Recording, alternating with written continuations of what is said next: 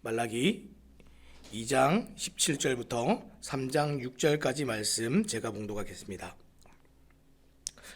너희가 말로 여호와를 괴롭게 하고도 이르기를 우리가 어떻게 여호와를 괴롭혀 드렸나이까 하는도다. 이는 너희가 말하기를 모든 악을 행하는 자는 여호와의 눈에 좋게 보이며 그에게 기쁨이 된다 하며 또 말하기를 정의의 하나님이 어디 계시냐 함이니라. 만군의 여호와가 이르노라. 보라, 내가 내 사자를 보내리니 그가 내 앞에서 길을 준비할 것이요 또 너희가 구하는 바 주가 갑자기 그의 성전에 임하시리니 곧 너희가 사모하는 바 언약의 사자가 임하실 것이라. 그가 임하시는 날을 누가 능히 당하며 그가 나타나는 때에 누가 능히 서리요. 그는 금을 연단하는 자의 불과 표백하는 자의 잿물과 같을 것이라. 그가 은을 연단하여 깨끗하게 하는 자와 같이 앉아서 레위 자손을 깨끗하게 하되 금, 은같이 그들을 연단하리니 그들이 공의로운 제물을 나 여호와께 바칠 것이라. 그때에 유다와 예루살렘의 봉헌물이 옛날과 고대와 같이 나 여호와께 기쁨이 되려니와 내가 심판하러 너희에게 임할 것이라. 점치는 자에게와 간음하는 자에게와 거짓 맹세하는 자에게와 품꾼의 삭에 대하여 억울하게 하며 과부와 고아를 압제하며 나그네를 억울하게 하며 나를 경외하지 아니하는 자들에게 속히 증언하리라. 만군의 여호와가 말하였느니라.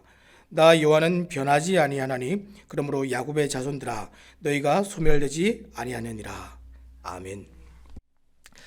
이 땅에서 성도인 우리가 경건하게 살아가는 것은 우리 주님께서 재림하실 때 심판이 있는 줄 알기 때문에 그렇습니다. 그러나 세상은 하나님을 믿지 않고 하나님의 통치를 인정하지 않습니다. 하나님께서 목적을 가지고 역사를 진행하심도 믿지 않습니다. 그래서 세상은 심판을 생각하지 않습니다. 지금이 영원할 것처럼 지금 내가 누리는 것들이 또 지금 나의 슬픔이 나의 고난이 이 땅의 모든 것들이 다 영원할 것처럼 그렇게 여기면서 살아가는 것이 세상이죠. 세상은 이 땅을 살아가는 기준을 하나님으로 삼지 않기 때문에 가장 인정하고 싶지 않은 것이 심판입니다. 절대로 일어나면 안 되는 일도 심판입니다. 그러나 하나님의 통치에서 이 심판은 역사의 끝인 동시에 역사의 완성이 됩니다. 왜냐하면 그날에 하나님의 영광과 공의로우심이 선명하게 드러날 것이기 때문에 이 심판이 우리에게 굉장히 중요합니다. 그날에 우리 주님께서는 죄를 기소하는 검사가 되시면서 또 억울한 자들에게는 증인이 되시고 또 모든 불의를 심판하시는 의롭고 공정한 재판장이 되십니다. 하나님께서는 인류의 역사에서 이런 심판이 있다 하는 것을 가르쳐 주시기 위해서 오늘 이 성경에 이스라엘의 역사 속에 오늘 본문과 같은 심판을 예고하셨습니다. 그리고 하나님을 경외하지 않고 죄를 가볍게 여기는 그런 죄를 짓는 자들에게 지금 이 말씀을 통해서 지금 경고하십니다. 자, 이것이 오늘 우리가 이제 보게 될 하나님을 경외하지 않는 죄입니다. 오늘 우리가 보는 말라기는 이 구약의 마지막 책이죠. 이스라엘의 역사로도 이 바벨론 포로기 이후 다시 돌아와서 재건과 회복을 일으킨 사람들의 마지막 결말 같은 이야기가 말라기입니다. 그러나 말라기에 기록된 이스라엘 사람들의 모습에서 우리는 아무런 소망도 발견하지 못합니다. 이 사람들이 지금 바벨론에서 자기들 땅으로 돌아올 때는 아마 기대와 소망을 가지고 오지 않았겠습니까? 이스라엘 땅으로 돌아왔을 때 회복과 번영을 기대했지만 자신들의 생각했던 그런 풍요와 번영이 생각처럼 신속하게 이루어지지 않으니까 사람들 사이에 하나님에 대한 실망감이 높아져 갔습니다. 그래서 그들은 하나님이 우리에게 여전히 관심이 있으신가라는 질문을 하기 시작했습니다. 냉소와 환멸과 무감각과 냉담과 하나님에 대한 의심과 회의와 이 악행이 난무하는 삶으로 자신들을 자꾸 밀어넣기 시작했습니다. 말라기 선지자는 이런 사람들에게 지금 어떻게 하고 있습니까? 하나님의 사랑을 계속 강조하고 있습니다. 이제 17절부터 이제 말라기 선지자의 이제 네 번째 설교가 이제 시작이 됩니다. 자, 17절 말씀 제가 읽어보겠습니다. 너희가 말로 여호와를 괴롭게 하고도 이르기를 우리가 어떻게 여호와를 괴롭혀 드렸나이까 하는도다. 이는 너희가 말하기를 모든 악을 행하는 자는 여호와의 눈에 좋게 보이며 그에게 기쁨이 된다 하며 또 말하기를 정의의 하나님이 어디 계시냐 함이니라. 방금 읽은 말씀은 말라기 3장 6절까지 이어지는 이 말라기 선지자의 지금 네 번째 설교의 이제 시작입니다. 이 설교에서 타락한 이스라엘의 완악함을 지금 이제 단적으로 이제 보여주시는데, 특별히 이제 메시아의 오심과 함께 그 메시아가 심판주로 오심을 하나님께서 또 덧붙여서 가르쳐 주십니다. 당시 예언에 대해 많은 실망감을 가지고 있었던 사람들에게 이 선지자의 말은 대중적인 이 반대를 불러일으켰습니다. 왜냐하면 하나님의 예언대로 말씀대로 이렇게 뭔가 된다 이렇게 했는데 자신들이 생각했던 것처럼 현실 세계에서 빨리 이루어지지 않는 그 일에 대한 실망감이 많은 사람들입니다. 그러니까 예언을 하겠다 이러면 사람들이 다 싫어하지요. 그랬더니 말라기가 전한 말씀은 앞으로 실현될 일에 어떤 이런 것들을 강조하는 것보다 이 우주적인 왕이요 신실한 군주이면서 의로운 재판장이신 하나님의 성품을 강조하면서 하나님의 사랑을 전함과 동시에 장차 있을 이 여호와의 날을 준비하라 이렇게 얘기를 했습니다. 자, 그러면 하나님께 실망하여 더 이상 하나님을 경외하지 않는 자들에게 어떻게 하나님의 성품을 강조하고 여호와의 날을 준비시켰는지 함께 살펴보도록 하겠습니다. 자, 먼저 17절에서 말라기 선지자는 유다 사람들이 하나님을 괴롭게 했다 이렇게 얘기하고 있습니다. 그러면 이들이 어떻게 하나님을 괴롭게 했습니까? 우리가 읽었던 17절 바로 앞에 나오는 2장 13절부터 16절까지 말씀을 제가 한번 읽어보겠습니다. 너희가 이런 일도 행하나니 곧 눈물과 울음과 탄식으로 여호와의 제단을 가리게 하는도다. 그러므로 여호와께서 다시는 너희의 봉헌물을 돌아보지도 아니하시며 그것을 너희 손에서 기꺼이 받지도 아니하시거늘 너희는 이르기를 어찌 됨이니까 하는도다. 이는 너와 내가 어려서 맞이한 아내 사이에 여호와께서 증인이 되시기 때문이라. 그는 내 짝이요 너와 서약한 아내로되 내가 그에게 거짓을 행하였도다. 그에게는 영이 충만하였으나 오직 하나를 만들지 아니하셨느냐. 어찌하여 하나만 만드셨느냐. 이는 경건한 자손을 얻고자 하심이라. 그러므로 내 심령을 삼가 지켜 어려서 맞이한 아내에게 거짓을 행하지 말지니라. 이스라엘의 하나님 여호와가 이르노니 나는 이혼하는 것과 옷으로 학대를 가리는 자를 미워하느노라. 만군의 여호와의 말이니라. 그러므로 너희 심령을 삼가 지켜 거짓을 행하지 말지니라. 아멘. 방금 읽은 이 앞에 있는 내용들은 이스라엘의 남편들이 이방 여인과 결혼하면서 자신의 아내에게 이혼을 통보한 내용들입니다. 그때 이스라엘의 아내들이 하나님 앞에 나와서 제단이 덮일 정도로 슬퍼하며 눈물을 흘리며 울었습니다. 그리고 그 이후에 남편들이 제사하러 갔을 때 하나님께서 그들의 제물을 받지 않으시는 그런 상황입니다. 하지만 그들의 태도는 어땠습니까? 하나님, 아니 왜 제물을 받지 않으시냐고, 왜 내가 드리는 제사를 받지 않으시냐고 마치 가인처럼 따져 묻고 있는 상황입니다. 내가 이렇게 열심히 했는데 어찌 됨입니까? 내가 이렇게 정성을 다했는데 하나님 왜 받지 않으십니까? 내가 이렇게 큰 것을 하나님께 돌렸는데, 희생했는데 하나님 왜 이것을 받지 않으십니까? 어찌 됨입니까? 패역한 범죄를 행한 남편들은 하나님 앞에 예배하는 그 순간조차도 자신들의 죄를 깨닫지 못하는 영적 마비 상태와 무지함의 상태를 계속 보이고 있는 것이 바로 앞에 나오는 내용들입니다. 그들은 당장이라도 심판하실 수 있는 하나님 앞에서도 심판도 하나님도 두려워하지 않으면서 지금 하나님께 따져 묻고 있습니다. 이런 정상적이지 않은 영적인 상태를 뭐라고 표현하면 좋겠습니까? 이것이 하나님을 경외하지 않는 죄입니다. 악을 행하면서도 그저 자기를 위해 하나님의 은혜와 축복을 구하는 형식적이고 왜곡된 제사만 반복하고 있는 사람들입니다. 혹 나는 지금 최선을 다했는데 하나님께서는 나를 도와주시지 않는다고 생각하는 분이 계십니까? 하나님께 실망하여서 하나님께서 내 인생에 관심이 없으시거나 일하시지 않는다고 생각하시는 그런 분이 계십니까? 이것은 우리의 착각입니다. 여러분, 인생은 단 한 번밖에 없는 실전인데 혹 인생을 이렇게 착각하면서 살아가시는 분이 계십니까? 내가 살면서 한 일은 다 이유와 목적이 있고 심지어 다 바르고 옳은 일이라고 믿지만 그것이 하나님의 생각과 다르면 그것은 다 악한 것입니다. 하지만 악을 행하는 대다수의 사람이 자기가 악을 저질러 놓고 이것은 하나님도 내 편을 드실 것이고 하나님도 인정하실 만큼 옳은 일이라고 말하는 사람들이 있습니다. 하지만 우리가 그 어떤 공적을 쌓아도 자기중심적이고 위선적인 그 어떤 일들은 성경에 기록된 하나님의 뜻과 그 마음에 합할 수가 없습니다. 혹 누군가를 미워하고 불화하면서 이것은 하나님도 이해하신다 이렇게 말하지 마시기 바랍니다. 불법과 불의를 행하고 더러운 이득을 취하면서 이것은 하나님의 영광을 위한 것이다 이렇게 말하지 마시기 바랍니다. 자기의 쾌락과 기쁨을 위해 방탕하게 살면서 하나님이 주신 것이다 내가 누리고 있다 이렇게 말하지 마시기 바랍니다.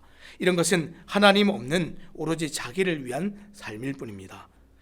사랑하는 여러분, 하나님께서는 단 한순간도 저와 여러분의 삶에서 눈을 떼신 적이 없으십니다. 오늘 여러분의 삶의 중심에 그 눈을 가지고 지켜보시는 하나님이 계십니까? 오늘 여러분의 인생을 하나님께서 여전히 통치하신다는 그 사실을 믿으십니까?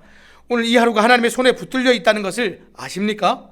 그런데 왜 그리스도인이라 말하는 사람들이 세상과 방불한 그런 삶을 살아가고 있습니까? 하나님을 두려워하지 않기 때문에, 하나님을 경외하지 않기 때문에 사람들이 그렇게 살아갑니다. 왜냐하면 말로는 하나님을 부르지만 그들의 마음속에 하나님이 계시지 않기 때문에 그렇습니다.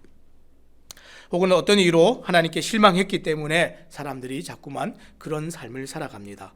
그래서 이스라엘도 이렇게 외쳤습니다. 그 정의의 하나님은 어디에 계십니까? 이들의 불신앙적인 이 질문에 이제 말라기 3장 전체를 할애해서 하나님께서 이제 대답을 하십니다. 3장 1절 말씀 제가 읽어보겠습니다. 만군의 여호와가 이르노라, 보라, 내가 내 사자를 보내리니 그가 내 앞에서 길을 준비할 것이요 또 너희가 구하는 바 주가 갑자기 그의 성전에 임하시리니 곧 너희가 사모하는 바 언약의 사자가 임하실 것이라. 그 정의의 하나님에 대한 질문에 대해서 하나님께서 이렇게 응답을 하십니다. 보라, 내가 내 사자를 보내겠다. 사자를 보낸다는 얘기는 곧 하나님께서 오신다는 얘기죠. 하나님께서 먼저 사자를 보내시겠다고 말씀하셨습니다. 이 사자는 이사야서 40장 3절에 등장하는 광야에서 외치는 자의 소리입니다. 주의 길을 준비했던 이 침례 요한을 가리키는 말이죠. 이 사자는 주님이 오실 길을 준비하는데, 여기서 길을 준비한다는 것은 이 청소한다, 길을 치운다, 이런 뜻을 가지고 있습니다. 이것이 무슨 뜻입니까? 위선적인 종교 행위에 찌들어서 자기 이익만 탐하는 이 불의한 자들을 청소하겠다, 치우겠다, 왕이 오시기 전에 그 길을 준비하겠다, 이런 의미입니다. 왕의 행차에 그런 장애물을 제거하여 길을 정돈한다, 이런 뜻입니다. 그리고 그 사자가 길을 준비하면서 너희가 구하는 바 주, 그 주가 갑자기 성전에 임한다, 이렇게 얘기했습니다. 이스라엘 사람들은, 유대인들은 계속해서 메시아가 이 땅에 오시기를 기다렸습니다. 그런데 너희가 기다리기는 기다리지만 믿지도 않으면서, 제대로 알지도 않으면서 정의의 하나님이 어디 있습니까? 이렇게 말하면서 정말 기다리는 것이 맞느냐? 너희가 정말 그렇게 말했던 하나님 곧 오신다. 너희가 물었던 그 진짜 주님, 정의의 하나님이 어디 있습니까? 했던 그 주님께서 갑작스럽게 너에게 오실 것이다, 이렇게 얘기했습니다. 여러분, 이것이 마치 드라마의 한 장면 같지 않습니까? 왕이 백성들 속에 암행을 다니다가 백성들의 악행을 직접 보고 듣고 바로 심판하지 않고 궁으로 돌아가서 왕의 모든 권세를 가지고 왕을 두려워하지 않았던 자들 앞에 갑작스럽게 나타나는 것과 같습니다. 그러면 실제로도 이 역사 속에 메시아이신 예수님이 왕의 권세를 가지고 임하실 때 어떤 일이 일어날지 한번 생각해 보겠습니다. 2절 말씀입니다. 그가 임하시는 날을 누가 능히 당하며 그가 나타나실 때에 누가 능히 서리요. 그는 금을 연단한 자의 불과 표백하는 자의 잿물과 같을 것이라. 말라기 선지자는 주님이 오시는 날을 누가 당하면 누가 능히 설 수 있겠는가, 이렇게 반문하면서 당해낼 자가 아무도 없다, 이렇게 확신했습니다. 왕이 다스리는 나라에서 왕의 모든 권세를 당해낼 자가 누가 있겠습니까? 그래서 이 땅에 오시는 메시아를 2절에 이렇게 묘사했습니다. 그는 금을 연단하는 자의 불과 같고 표백하는 자의 잿물과 같을 것이라. 지금 이 표현은 기본적으로 주님의 임재가 심판이 날이 될 것이다 라는 선포입니다. 하지만 이중적으로 회복의 메시지를 함께 전하며 또 누군가에게는 구원의 날이 될 수도 있음을 강조하는 표현입니다. 정의의 하나님은 어디 있습니까? 이렇게 질문했을 때 왕이 오셔서 공의로 판결하시는 그 순간 악한 자들은 심판을 받고 악한 자들에게 억울한 일을 당했던 자들은 구원을 받고 눈물을 닦게 되는 일이 동시적으로 일어납니다. 따라서 이 말씀은 예수님께서 구원자이시면서 심판주이심을 동시에 드러내고 있는 말씀입니다. 하나님께서는 그리스도가 연단하고 정결하게 하는 불이며 잿물이며 연단과 정결하게 하는 일을 반드시 하신다, 이렇게 말씀했습니다. 그러면 누구를 정결케 하십니까? 자, 3절 말씀 읽어보겠습니다. 그가 은을 연단하여 깨끗하게 하는 자 같이 앉아서 레위 자손을 깨끗하게 하되 금, 은같이 그들을 연단하리니 그들이 공의로운 제물을 나 여호와께 바칠 것이라. 3절에서는 그리스도가 불과 제물이 아니라 이제 금속을 정죄하는 재련사의 모습이 되어서 그것이 지금 묘사가 되고 있습니다. 그리고 재련의 대상이 되는 것은 레위 자손입니다. 원래는 레위 자손이 정결의 의식을 담당했던 자들인데 레위 자손을 재련한다는 것은 그들 자체가 정결해서 이 일을 하는 것이 아니었음을 지금 말해주고 있습니다. 특히 여기서 레위 자손은 당시 타락한 제사장들과 대조되는 표현으로 실제적인 제사장 가문을 의미하는 것일 수도 있지만 왕 같은 제사장이 되는 이제 신약 시대 성도들까지도 다 포함해서 지금 의미를 하고 있습니다. 그리고 이 그리스도는 사람들을 정결하게 하는 일을 하면서 직접 제물이 되시고 제사장이 되실 것이다 라고 얘기하고 있습니다. 자, 이어지는 4절도 읽어보겠습니다. 그때의 유다와 예루살렘의 봉헌물이 옛날과 고대와 같이 나 여호와께 기쁨이 되려니와. 지금 여기서 옛날과 고대는 이스라엘이 하나님께 순종했던 과거의 시대, 곧 모세 시대와 다윗의 시대를 지금 이게 언급하고 있습니다. 따라서 4절은 이 말라기 선지자 당시에 형식적으로 드려진 불의한 제물과 지금 대조를 시켜서 옛날 그 고대 이것을 얘기하고 있습니다. 이 신약 시대 이 교회 시대를 살고 있는 이 성도들이 드릴 제물이 옛날과 고대의 그것처럼 전심으로 드려지는 것, 이것을 지금 우리에게 가르쳐주고 있는데 온전히 하나님의 뜻에 합당한 영과 진리로 드리는 산 제사의 제물이 될 그것을 우리에게 지금 가르쳐주고 있습니다. 예수님께서 열어놓으신 이 하나님께로 나아갈 수 있는 길과 예배의 길을 이제는 우리가 그것을 가지고 하나님 앞에 나아가서 온전히 예배가 회복되는 그 일이 반드시 이제 일어날 것이다 라는 것을 우리에게 가르쳐줍니다. 무슨 말입니까? 예수님을 통해서 우리의 구원과 함께 진정한 예배의 회복이 일어난다는 겁니다. 하지만 이 말씀을 듣고도 심판을 두려워하지 않고 정의의 하나님이 어디 있습니까? 지금도 계속해서 이렇게 얘기하고 있는 악의적인 질문을 하는 자들에게는 반드시 심판이 임하게 됩니다. 자, 5절 말씀 읽겠습니다. 내가 심판하러 너희에게 임할 것이라. 점치는 자에게와 가늠하는 자에게와 거짓 맹세하는 자에게와 품꾼의 삭세 대하여 억울하게 하며 과부와 고아를 압제하며 나그네를 억울하게 하며 나를 경외하지 아니하는 자들에게 속히 증언하리라. 만군의 여호와가 말하였느니라.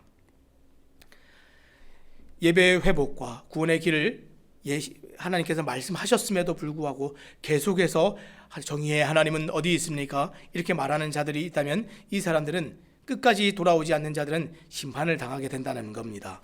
여기 심판당하는 자들은 다들 모두 하나님을 인정하지도 믿지도 경외하지도 않으면서 하나님을 괴롭게 했던 그 사람들입니다. 이런 자들에게 하나님은 구원과 회복이 아니라 심판주로 임하십니다. 특히 5절에 언급된 죄악은 하나님께서 모세를 통해서 주신 율법을 떠난 것으로 말라기 선지자 당시에 이스라엘을 부패하게 했던 원인들이 다 여기에 기록이 됐습니다. 무슨 죄악을 말했습니까? 점치는 자, 간음하는 자, 거짓 맹세하는 자, 품꾼의 삭슬 억울하게 하는 자, 과부와 고아를 압제하며 나그네를 억울하게 하는 자. 하나님께서는 이런 자들에 대해서 마지막 5절 마지막에 뭐라고 말씀하셨습니까? 이 사람들은 다 나 하나님을 경외하지 않는 자들이다, 이렇게 얘기했습니다. 이것이 다 하나님을 경외하지 않는 죄입니다. 왜냐하면 하나님을 진짜 두려워하지 않는 자들은 감히 지을 수 없는 죄들이기 때문에 하나님께서 하나님을 경외하지 않는 자들이다, 이렇게 얘기하는 것이죠.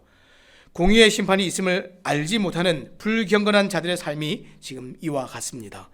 이것은 하나님이 사랑이 없어서가 아닙니다. 그분이 사랑의 하나님이시지만 공의의 하나님이시기 때문에 이 사람들이 돌아오지 않는다면 반드시 심판이 있습니다. 자, 그래서 마지막 6절에 뭐라고 얘기합니까? 나 여호와는 변하지 아니하나니 그러므로 야곱의 자손들아 너희가 소멸되지 아니하느니라. 변하지 아니하시는 하나님의 성품과 속성을 말라기 선지자가 드러내서 지금 말씀을 전하고 있습니다. 변하지 아니하나니 하나님의 불변의 속성을 말합니다. 다시 말해 인간을 사랑하시는 하나님의 사랑도 변함이 없고 죄를 미워하시고 심판하시는 공의로우심도 변함이 없습니다. 예나 지금이나 하나님은 사람들을 사랑하시고 죄를 미워하시고 심판하십시오. 다만 사람들이 하나님을 두려워하지 않고 싫어버릴 뿐입니다. 따라서 하나님의 변하지 않는 속성은 누군가에게 구원의 근거가 되고 또 누군가에게는 심판의 근거가 됩니다. 그러면 누가 구원을 받습니까? 6절 하반절 말씀에 보니까 야곱의 자손들아 너희가 소멸되지 아니하느니라 이렇게 얘기하고 있습니다. 여기서 야곱의 자손은 궁극적으로 구원을 얻게 될 하나님의 언약 백성들을 가리키고 있습니다. 곧 구원의 방편이신 하나님을 의뢰한 자들, 메시아로 이 땅에 오시는 예수님을 믿는 자들이 다 야곱의 자손들입니다. 결국 하나님을 경외하고 믿음으로 사는 사람들은 심판이 있는 줄 알고 살아가지만 심판을 두려워하면서 살 필요가 없는 사람들은 그저 그렇게 자기의 뜻대로 살아가게 됩니다. 왜냐하면 그 심판을 믿지 않는 사람들은 그 심판이 자기를 향하게 되는 줄을 알지 못하기 때문에 그렇습니다.